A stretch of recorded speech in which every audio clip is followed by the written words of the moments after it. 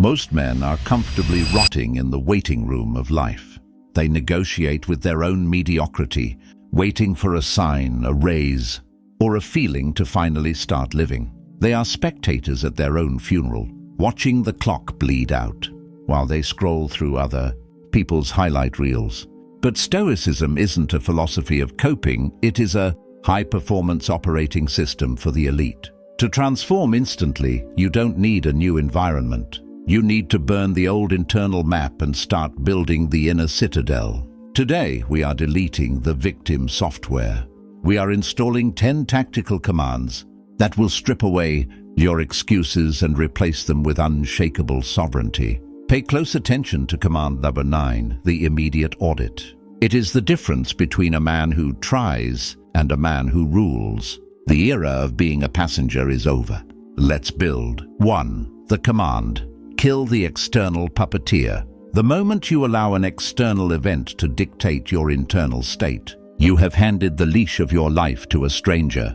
The reactor is the ultimate antagonist of the self. He is a man who believes his joy, his anger, and his peace are products of his environment. He blames his boss for his stress, the economy for his fear, and the weather for his mood. In doing so, he becomes a slave to things he cannot touch and forces he cannot control.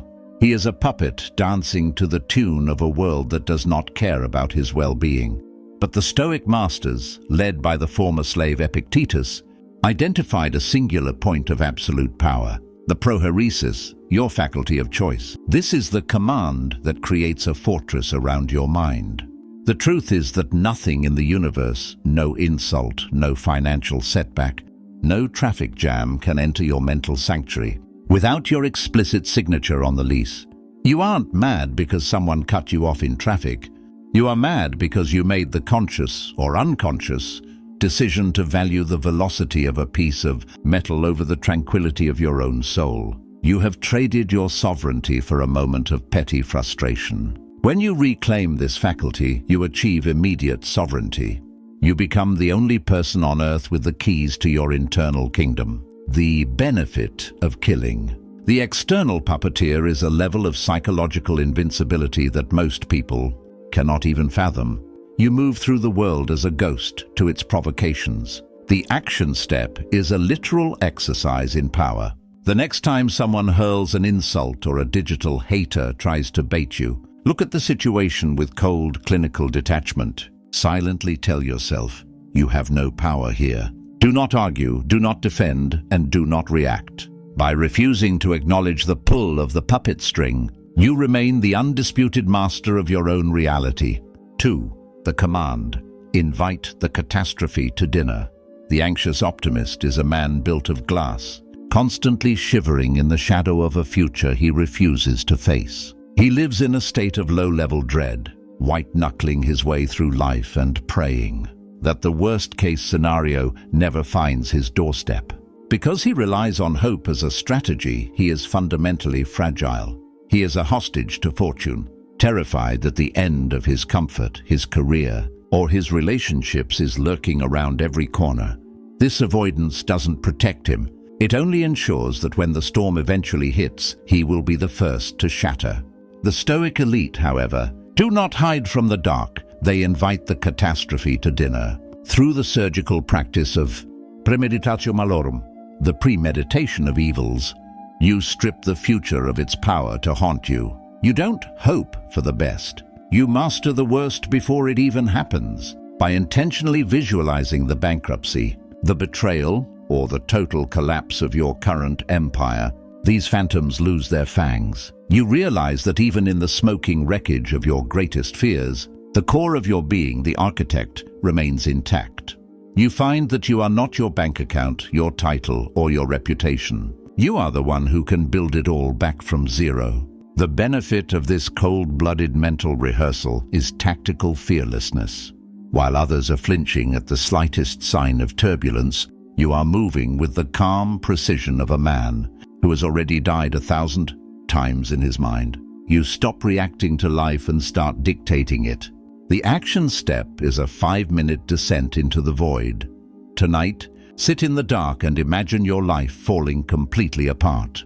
Feel the weight of the loss, and then realize the profound truth. You would still be breathing. You would still have your mind.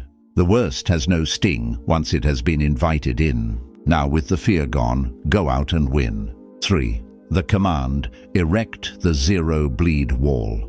The attention leaker is a man bleeding out from 1,000 invisible wounds, most of which are self-inflicted by his own obsession with the unreachable. He lives in a perpetual state of ghost fighting, wrestling with the skeletal remains of a past that is already dead and the phantom anxieties of a future that hasn't even been born. Because his energy is scattered across timelines he cannot influence, he is perpetually exhausted, perpetually overwhelmed, and tragically ineffective. He is a slave to the outcome, a fickle god that demands everything and guarantees nothing. To achieve true dominance, you must build the zero bleed wall, a psychological fortress that separates your effort from the world's reaction. Transformation occurs the moment you draw an uncompromising line in the sand. On one side sits your input, your discipline, your sweat, and your creative soul. This is your domain. It is the only territory where you are king. On the other side sits the result, the algorithm, the critics, the profit, and the praise. This is the world's domain, and you have no jurisdiction there. When you pour 100% of your spirit into the work, but give 0% of your soul to how it is received, you become bulletproof. You stop feeling overwhelmed because your job description has shrunk from conquering the world to simply conquering the task in front of you. The benefit of this internal decoupling is a state of hyperfocus that borders on the supernatural. You are no longer checking your phone for validation or flinching at the possibility of failure, because failure can only exist in the result side of the wall. If the work was done to your standard, you have already won. The action step is a brutal mental audit. Identify your biggest current stressor. Ask yourself, do I have 100% control over the final outcome of this? If the answer is no, you are currently leaking power. Delete it from your mind immediately. Redirect that hijacked energy back into the only thing that matters, the next move. 4. The command: build in the dark. The validation addict is a man whose crown is made of paper, easily dissolved by the first rain of public indifference. He is a professional beggar for likes, a blue check mark, or a good job from a world that doesn't even know his name. Because his self-worth is rented from the crowd, his power is a fragile illusion. The moment the applause stops, he ceases to exist. He is a hollow vessel that can only be filled by the fleeting opinions of others. To achieve true Stoic dominance, you must abandon the stage and learn to build in the dark. You must construct what Marcus Aurelius called the Inner Citadel, a psychological fortress where your value is guarded by your own discipline, not the whims of the masses. Within the walls of the Inner Citadel, you become a self-contained power plant. When you have spent 14 hours in the trenches of your craft, pushing your mind and body to their absolute limits, the like button becomes an insult. You don't need a digital receipt to prove your work, because the work has already transformed you. The benefit of this internal validation is unshakable, terrifying confidence. While others are paralyzed by the fear of being ignored, you are fueled by the silence. You don't need an audience to be a king. You are the king of a kingdom that no one can invade because no one else was invited. The action step is a ritual of secret power, designed to harden your soul against the addiction of recognition. Today, identify one massive, grueling, and difficult task, something that moves the needle on your legacy, and complete it to the highest possible standard. Then, tell absolutely no one. Do not post a story about it. Do not tweet your hustle, and do not mention it in passing to a friend. Let the internal knowledge of that completed mission sit in your chest like a lead weight. That secret is the first brick in your fortress. 5. The command: seek the friction. The antagonist is the comfort slave. He thinks a good life is a soft life. He is becoming weak, and weak things break under pressure. Seneca advised practicing voluntary hardship. When you choose to be cold, hungry, or tired, you prove to your body that your mind is the general. You realize that luxury is just a cage with gold bars. The benefit, radical resilience. You become a man who can thrive in a penthouse or a prison cell. The action. Take a cold shower or skip a meal. Remind your body who owns the house. 6. The command. Execute in the nunc. The now. The antagonist is the time traveler. He is always planning to start. He is a professional preparer. The Stoic knows that now is the only space where you can actually bleed. You cannot build an empire in the future. You can only lay one brick in the present. Transformation is just a series of nows handled with absolute excellence. The benefit, the death of procrastination. You stop dreaming and start doing.